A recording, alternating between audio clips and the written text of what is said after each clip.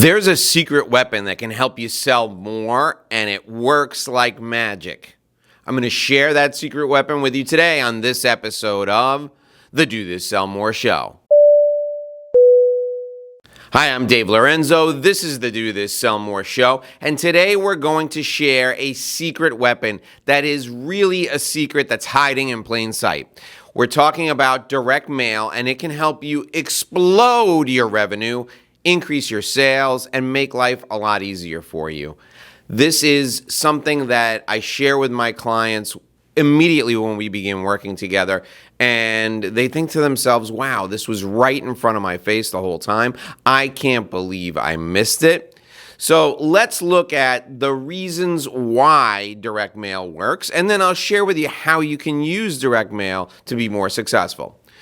First, direct mail is incredibly effective because there's less volume of regular mail than there is email or voicemail or any other form of media. If you think about it, you're bombarded every day with advertising on television, on the internet, or if you listen to the radio or even satellite radio, there are ads for everything. There are people who are promoting things all over the place. When you return home from a long day at work, or you go into your office and your assistant hands you the mail for the day, there's like 3 or 4 things in there. At most, maybe there's half a dozen or a dozen, 6 or 12 specific pieces of mail. You look at each one and decide whether or not you're willing to open it and give it your time and attention. That's more attention than you pay to email that comes in your inbox or to advertisements you see on television or on the internet these days. The lower amount of volume of mail lends itself really well to creating and attracting and maintaining attention. So less volume plays into the attention that mail gets. If you make your mail interesting, it will be effective. The second reason why direct mail works is, quite frankly, delivery.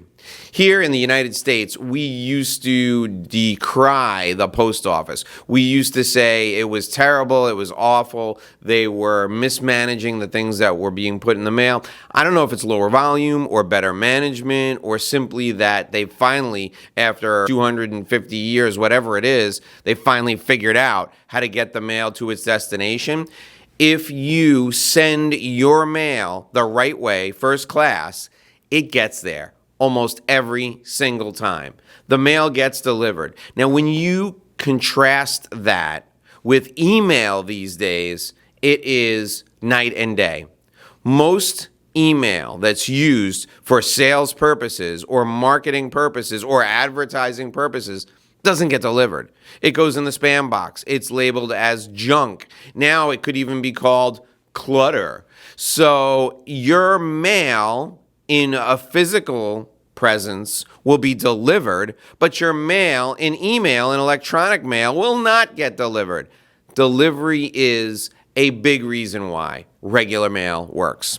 Next, let's look at the presentation of regular mail compared to email.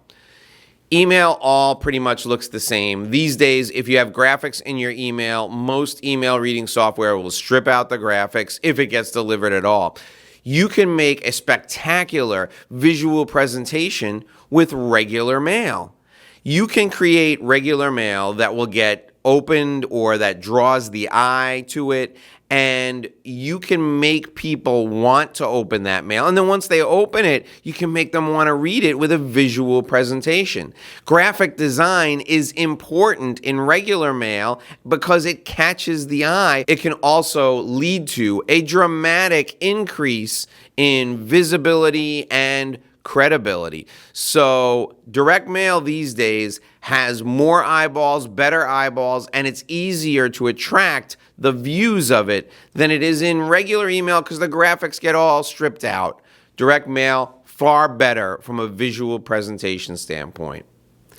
Direct mail also involves another sense, touch. You can actually put your hands on a letter. You can physically interact with it.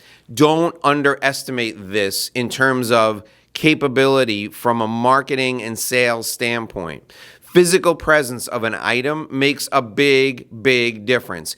If you're pitching an idea to someone and you can do it effectively with the written word and they can hold the thing that they're reading, it is huge when it comes to adding an element of attractiveness. The more senses you can involve in your sales experience, the better off you're going to be. You're involving visual sense, you're involving the kinesthetic sense, the sense of touch and movement in with a direct mail piece. That makes a huge difference.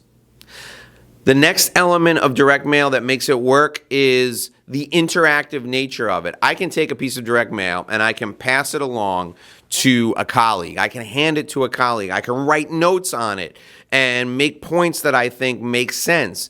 The ability to pass along that piece of paper or the ability to pass along that physical object is incredibly valuable from a sales standpoint. The final element that makes direct mail work is the credibility factor.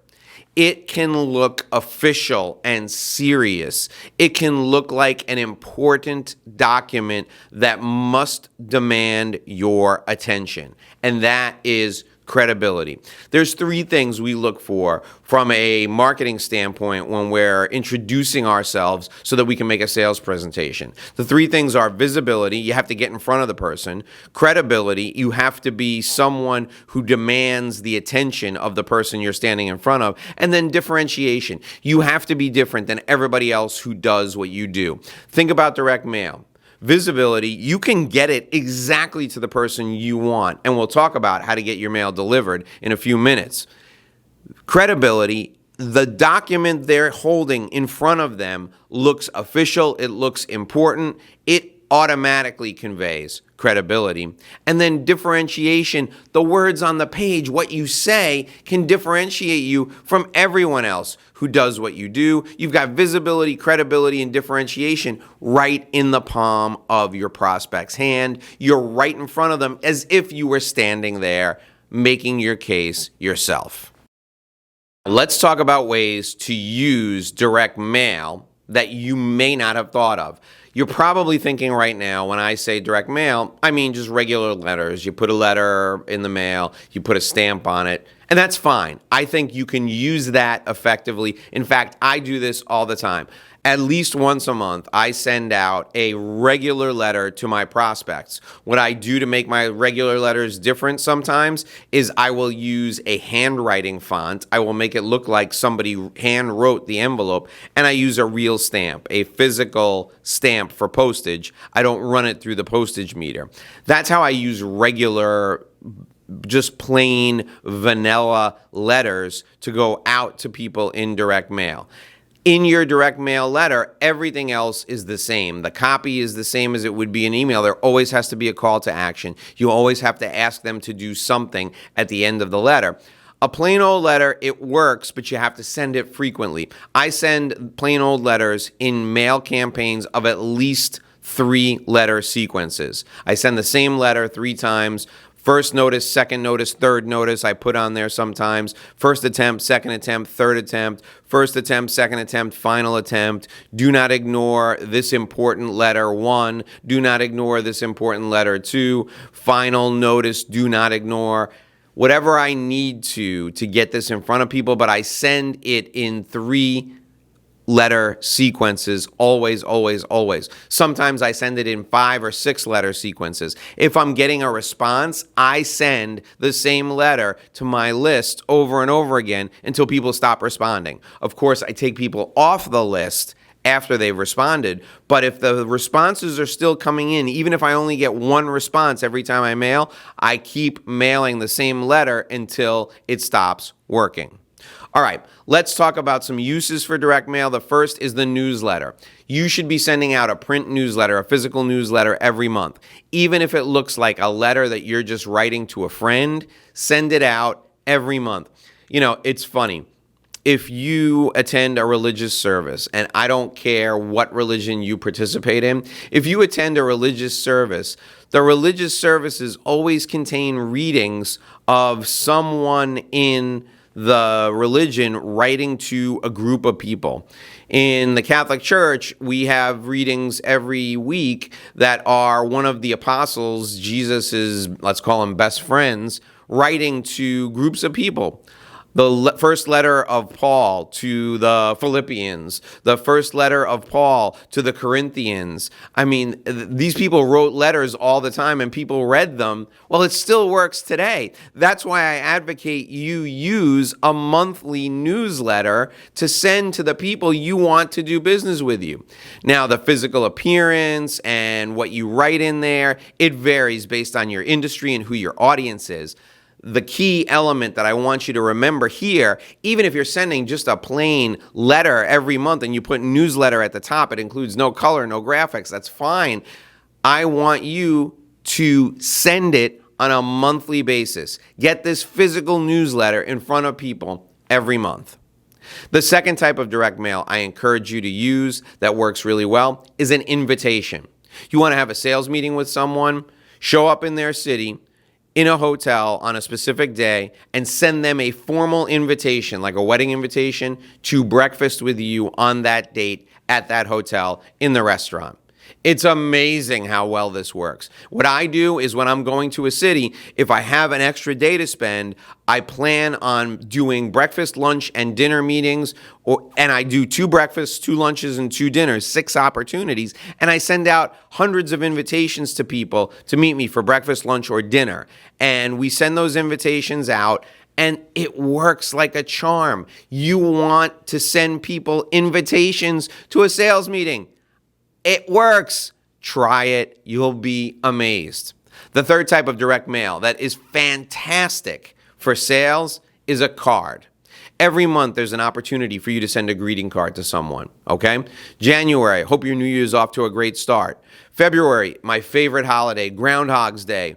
Don't wait to see your shadow. Call me to grow your business, right? March, the luck of the Irish, St. Patrick's Day. April showers. We're going to bring you showers of money. Let me provide you with a great return on investment. May, Memorial Day. Remember those who fought for our freedom. I'm always fighting for you. June, you've got Flag Day. You've got the beginning of summer. There's a million reasons to reach out to people in June because it is time for the weather to get nice and you can have a great time while the sun is out. The 4th of July, in July, declare your independence from whatever is bogging you down. August, the dog days of summer. Don't let them get you down. September is back to school. Back to school is that you're always learning. Let me share this great new product with you. October is Halloween. Scary good deals. November, Thanksgiving. I'm thankful for you. And of course, December, we have the holidays, we have year end, we have budget planning for the new year. There is a reason to send a card and get out in front of people every single month. Take advantage of it. The next way to use direct mail is lumpy mail or bulky mail.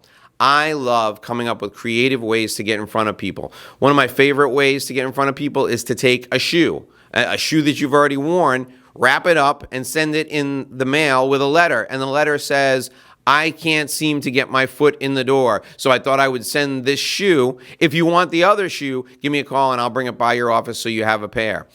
I always get a phone call from this. Sometimes they call and they ask why I'm sending a shoe. And if you're creative and you can think on your feet, it will help you get a meeting. Lumpy mail is great. Books are a great way to provide lumpy mail. You don't have to have written a book. You have to have a favorite book that you read. All you need to do is send the book with a Post-it note on top. Thought you would love this book. It's a great read. It has 3 things in it that I want you to look for. 1, 2, 3. Call me if you'd like to discuss. You're giving someone a present. You're always going to get a phone call back. There are endless ideas, creative ideas to send lumpy mail or bulky mail. Do not wait. Do it now. The final way to get in front of people is express mail. And you can do this using the regular postal service, or you can use a service like FedEx or UPS. Sending express mail makes sure your package gets opened and reviewed. Now, if you're sending it to like the CEO of a company, it may not get reviewed by him, it may get reviewed, or her, it may get reviewed by their assistant. I want you to think about creative ways to use express mail. I've sent invitations by express mail. I've sent lumpy mail by express mail. I've sent important letters that require action urgently by express mail. It always gets a reaction. The key is to make the message powerful. Let me share with you the big secret to using direct mail effectively. And I touched on it at the beginning of our time together today. It is sequencing. You can't just send one piece of mail, one letter in isolation. You always need to send at least 3 pieces of mail with the same theme or the same message. But I'd like you to really get creative and become mixed media geniuses. What does that mean? Here's how I send my mail. I'll send a letter, and then the next week I'll send an email to the person that says the same thing, and then another letter, and another email, and another letter, and another email. Over the course of 6 weeks, they've gotten 6 pieces of communication from me. Letter and email, letter and email, letter and email. Sometimes I will change it up and do a letter and the phone. If I don't want to include the email, so for example, if I don't have the person's email address, I'll do letter and telephone, letter and telephone, letter and telephone. 6 times. So you're calling behind the letter. Sometimes I'll add all 3, letter, email, phone, over the course of 3 weeks. Letter, email, phone, letter, email, phone, letter, email, phone. With email, you can do the email and the phone one after the other. So letter 1 week, email the second week, phone the second week, the day after the email. Or you can space it out week, letter, email, phone. The final one I'll share with you that has been really effective, and we just started doing this, is letter, email, social ad, and then the phone. So for example, if I'm coming to Kansas City and I want to do an event for lawyers, I can get a list of all the lawyers who work in Kansas City, because lawyers have to register with the state and their addresses are public. I can also hire a company and they'll provide me with probably 60% or 70% of the lawyers in Kansas City's email addresses, as long as I have their names and their physical address. Sometimes the State Bar Association will even have the email addresses, and we can purchase that list. So what I will do is I'll send a letter, and then I'll do an email campaign after that, and then I will have our social media people target lawyers in Kansas City, within 50 miles of Kansas City, with a social media ad campaign, and then the final element will be the phone. So if I'm doing a meeting for lawyers, an event, a seminar for lawyers in Kansas City in June, starting in January, I will begin a letter, email, social ad campaign. So week 1 in January, I'll send a letter. Week 3, email. Week 4, the social ad campaign will start. And then week 5, phone. Week 6, another letter. Week 7, email. Social ads are still running. Week 8, phone. All the way up until the week before the event, alternating those forms of media while running social ads. It is incredibly powerful. By the time I come to Kansas City, every lawyer is either sick of me or they're coming to my event. And that's what you're looking for. You want people to have the visibility into who you are and what you do. You want to have credibility. You have to be an expert if you're investing this much money in targeting them. And then differentiation. The message that you're sending makes you different than everybody else. That is a great campaign using direct mail. These are the elements of a great direct mail campaign. Use them, mix them up, make them work for you. Before we started this conversation today, you probably didn't even think of direct mail as an option for you to sell. But direct mail is essentially sending a little salesman off to do some work for you, to get in front of people and introduce you. You gotta start using it as soon as you can to help you build your credibility. The final point I want to make about direct mail is, even if you send out one letter to one person and you send an email after it and a phone call, you're softening the ground. You're beating them up to the point where eventually they're going to have to take notice of you. Continue to send the mail over time. You'd be hard-pressed to find a prospect that wouldn't take your call or take a meeting if you send them a piece of mail every month for 12 months. It works like magic. Try it now. Give it a year. It's 12 letters. You can even send the same letter 12 times. I mean, if you're really lazy, direct mail is a huge competitive advantage. My name is Dave Lorenzo. Thanks for joining us today here on YouTube. Be sure and hit the red subscribe button and ring the notification bell so you're notified when we upload a new show. Until tomorrow, remember, at the sound of the tone, if you do this, you will sell more.